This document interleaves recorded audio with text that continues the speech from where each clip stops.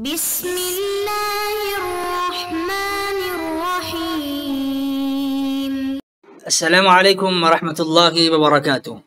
عزیز طلبہ، امید کرتا ہوں آپ خیریت سے ہوں گے انشاءاللہ۔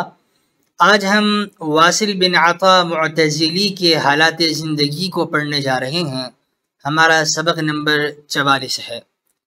گزشتہ سبق کا خلاصہ یہ ہے کہ ہم نے اخوان الصفا کے نظریہ ارتقاء کو دیکھا کہ پہلے معدنیات پیدا ہوئیں اور پھر نباتات دنیا میں آئے، نباتات کے بعد بحری حیوانات، پھر بری حیوانات، اور آخر میں انسان پیدا ہوا، اور انسان شروع میں بندر تھا، بعد میں وہ انسان بنا ارتقائی مراحل سے گزرتے ہوئے۔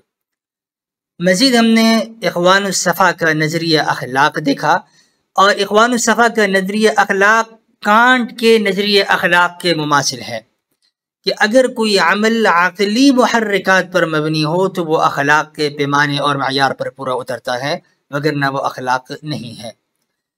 اخوان الصفا کے دیگر نظریات بھی ہم نے دیکھے، جن میں نظریہ تعلیم تھا کہ انسان میں تعلیم پیدائشی طور پر موجود ہے، انسان معاشرے سے، سماج سے سیکھتا ہے۔ استاد محض تعلیم کو یعنی لاشعور سے چیزوں کو شعور میں لاتا ہے، اجاگر کرتا ہے، کوئی نئی چیز داخل نہیں کرتا۔ اور نظریہ مذہب کو بھی دیکھا کہ انسان کو مذہب کی اتباع ضروری ہے، چاہے وہ مذہب برا ہی کیوں نہ ہو، کیونکہ مذاہب میں کچھ نہ کچھ صداقت کے عناصر موجود ہوتے ہیں، لہذا لا مذہب ہونے سے بد مذہب ہونا بہتر ہے۔ آج کے سبق کے مندرجات کچھ یوں ہوں گے کہ واصل بن عطا معتزلی کون تھے، اور واصل کا نام کیا ہے، آپ کا نسب کیا ہے، آپ کہاں پیدا ہوئے، آپ کی پیدائش اور وفات کہاں ہوئی، اور واصل بن عطا معتزلی کی علمی خدمات کیا ہیں، جن میں علم کلام کی خدمات اور آپ کی تصنیفات کا بھی ہم جائزہ لیں گے۔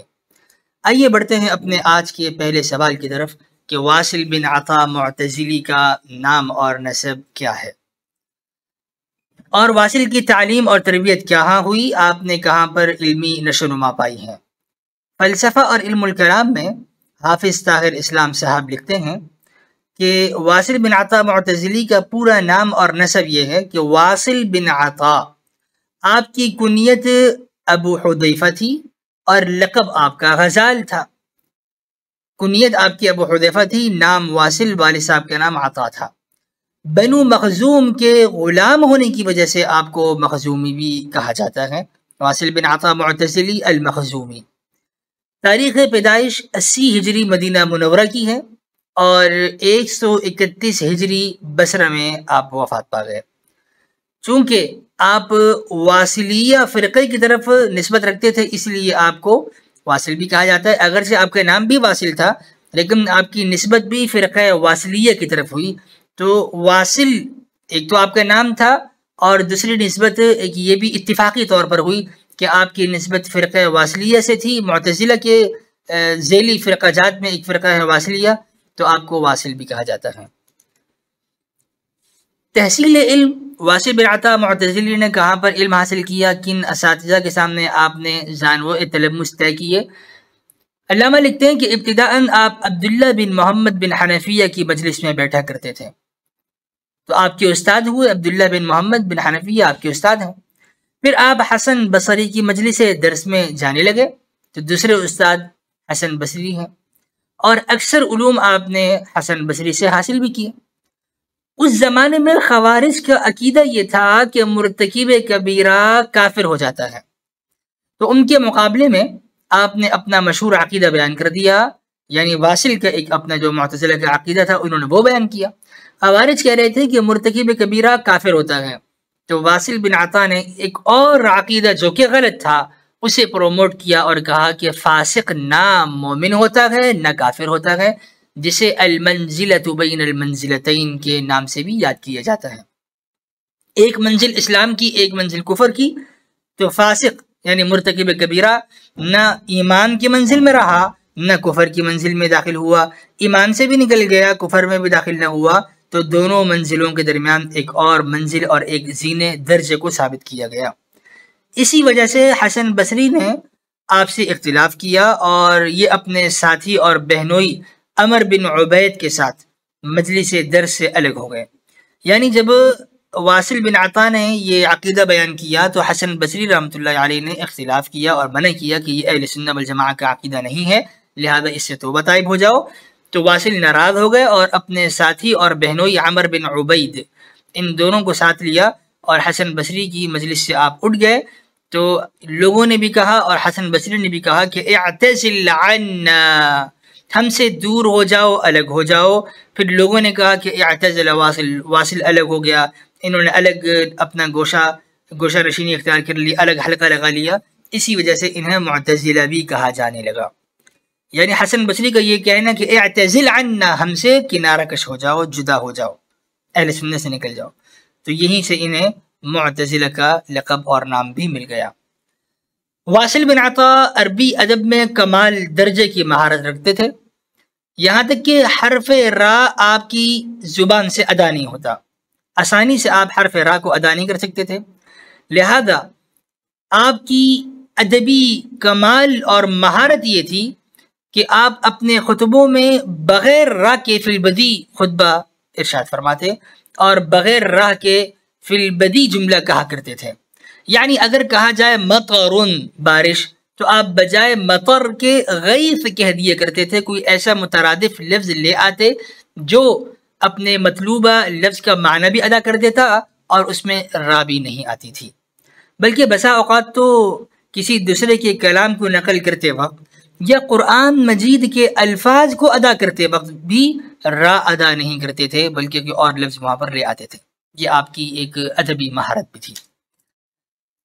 واصل بن عطا کے اساتذہ اور تلامذہ کون ہیں؟ اساتذہ میں دو نام تو ابھی ہم جان چکے ہیں، جن میں ایک عبداللہ بن محمد بن حنفیہ اور دوسرے حسن بصری آپ کے اساتذہ میں ہیں۔ ان دو بزرگوں کے علاوہ اور اساتذہ کے نام ہمیں نہیں ملتے۔ تاریخ کی مشہور کتابیں واصل بن عطا کے اساتذہ میں انہی دو بزرگوں کے نام نقل کرتی ہیں۔ اگرچہ معتزلہ اپنے مذہب کو سعید بن مسیب، طاؤس، مکحول اور مجاہد کی طرف بھی منسوب کرتے ہیں، سارے تابعی ہیں اور بزرگان دین ہیں، تو معتزلہ اپنے مذہب کو ان بزرگوں سے منسوب کرتے ہیں، لیکن ان بزرگوں سے واصل نے آیا شرف تلمذ حاصل کیا ہے یا نہیں، تاریخ کی کتابیں اس پر خاموش ہیں۔ البتہ واصل کے شاگردوں کی ایک طویل فہرست ہمیں تاریخ میں ملتی ہے، اور مکتب فکر کی عالم میں اشاعت کرنے والوں کی ایک فہرست موجود ہے جنہوں نے معتزلہ کے نظریات کو پوری دنیا میں پھیلانے میں اپنا نمایاں کردار ادا کیا ہے۔ ان میں عبداللہ بن حارث نے مغرب میں معتزلی افکار پھیلائے، حفص بن سالم نے خراسان میں معتزلہ کی تشہیر کی، قاسم نے یمن میں ان کا حلقہ درس قائم کیا، ایوب نے جزیرۃ العرب میں ان افکار کو پہنچایا، حسن بن تکوان کوفہ میں معتزلہ کے نمائندے رہے، عثمان الطویل نے ارمینیا میں مسلک اعتزال کی خوب ترویج اور تبلیغ کی ہے۔ یہ وہ نام ہیں جنہوں نے دنیا بھر میں معتزلی فکر کو اجاگر کرنے میں اپنی خدمات پیش کی۔ یہ واصل کے تلامذہ بھی ہیں، شاگرد ہیں۔ واصل بن عطا کی کلامی خدمات کیا ہیں؟ علم کلام میں آپ بہت نمایاں مقام رکھتے تھے اور بہت بڑے متکلم تھے، بلیغ خطیب تو آپ تھے ہی، کیونکہ آپ کو ادبی مہارت بھی حاصل تھی، اور فرقہ معتزلہ کے بانی بھی تھے، اور اس بات میں کوئی شک نہیں کہ علوم اسلامیہ میں عقلی دلائل سے استدلال کرنے میں معتزلہ کا بہت بڑا ہاتھ ہے۔ یہ ایک الگ بات ہے کہ انہوں نے عقل کا استعمال کرنے میں غلو اور افراط سے کام لیا ہے، اگرچہ عقلی استعمال میں وہ حد سے تجاوز کر کے آگے بڑھ گئے، لیکن عقلی دلائل سے استدلال کرنے میں معتزلہ کا ثانی نہیں ہے۔ انہوں نے دلائل عقلیہ سے اگرچہ غلط استدلال بھی ہوا، بہت زیادہ آگے بھی چلے گئے کہ نقل کا ہی انکار کر گئے، لیکن عقلی دلائل سے استنباط اور استدلال کرنے میں ان کی خدمات باہر کے اپنی جگہ مسلم ہیں۔ جس زمانے میں مرجئہ اپنے غلط عقائد کے ذریعے امت مسلمہ کو اعمال کے تعطل کی ترغیب دے رہے تھے، مرجئہ کا کہنا یہ تھا کہ جب دل سے آپ نے تسلیم کر لیا کہ اللہ تعالیٰ ایک ہے، اللہ پر ایمان لے آئے، تو جب دل سے تصدیق کر دی اللہ کے ایک ہونے کی، اس کے بعد ایمان حاصل ہو گیا، اب اعمال کا کوئی فائدہ نہیں، چاہے ہم عمل کریں یا نہ کریں برابر ہے، نیک عمل کریں ایمان بڑھتا نہیں ہے، برا عمل کریں تو نقصان نہیں ہوتا، یعنی مرجئہ یہ کہتے تھے کہ ایمان لانے کے بعد نیک اعمال سے فائدہ نہیں ہوتا ایمان کو، اور برے اعمال سے ایمان کو کوئی نقصان نہیں ہوتا۔ اس نظریے سے، مرجئہ کے اس غلط نظریے سے اعمال کی اہمیت لوگوں کے دلوں سے نکلتی چلی گئی۔ یہ نظریہ بھی غلط تھا۔ اس غلط نظریے کے بالمقابل معتزلہ نے اپنے نظریات دیے، وہ نظریہ بھی غلط تھا، لیکن اس کی ضرورت اس وقت بہرکیف تھی، یعنی ایک غلط نظریے سے، معتزلہ کے نظریے سے مرجئہ کا غلط نظریہ اپنی موت آپ مر گیا۔ جب مرجئہ نے اپنے نظریات کو پروموٹ کیا تو اس وقت واصل بن عطا کا یہ عقیدہ کہ فاسق ایمان سے نکل جاتا ہے اور کفر میں داخل نہیں ہوتا، اس غلط نظریے سے مرجئہ کے عقائد میں اور ان کے راستے میں بڑی رکاوٹ پیدا ہو گئی۔ اب ان کے عقائد متزلزل ہو گئے، مرجئہ کو ایک زبردست قسم کی ٹھوکر لگی۔ اگرچہ معتزلہ کا یہ عقیدہ بذات خود ایک غلط عقیدہ تھا، لیکن اس غلط عقیدے سے ایک اور غلط عقیدہ رد ہوا اور دفع ہوا۔ واصل بن عطا نے علم کلام میں مندرجہ ذیل کتابیں لکھی ہیں، یہ آپ کی تصنیفی اور تحریری خدمات ہیں۔ اصناف المرجئہ، واصل نے مرجئہ پہ رد کرتے ہوئے ان کی قسمیں بیان کی ہیں اور اصناف المرجئہ لکھی اور ان کا دفعیہ کیا۔ کتاب التوبہ لکھی اور المنزلۃ بین المنزلتین لکھ کر آپ نے اپنے عقیدے کو اور نظریے کو، معتزلہ کے افکار کو ثابت کرنے کی کوشش کی ہے۔ خلاصہ درس، واصل بن عطا معتزلی کی کنیت ابو حذیفہ اور لقب آپ کا غزال تھا۔ آپ بنو مخزوم قبیلے سے تعلق رکھتے تھے، اس لیے آپ کو مخزومی بھی کہتے ہیں۔ واصل 80 ہجری مدینہ منورہ میں پیدا ہوئے اور 131 ہجری میں بصرہ میں فوت ہو گئے۔ معتزلہ کا فرقہ واصلیہ واصل بن عطا سے منسوب ہے۔ آپ کے اساتذہ میں حسن بصری اور محمد بن حنفیہ سر فہرست ہیں۔ واصل بن عطا معتزلی نے مندرجہ ذیل کتاب میں اصناف المرجئہ، کتاب التوبہ اور المنزلۃ بین المنزلتین لکھی ہے۔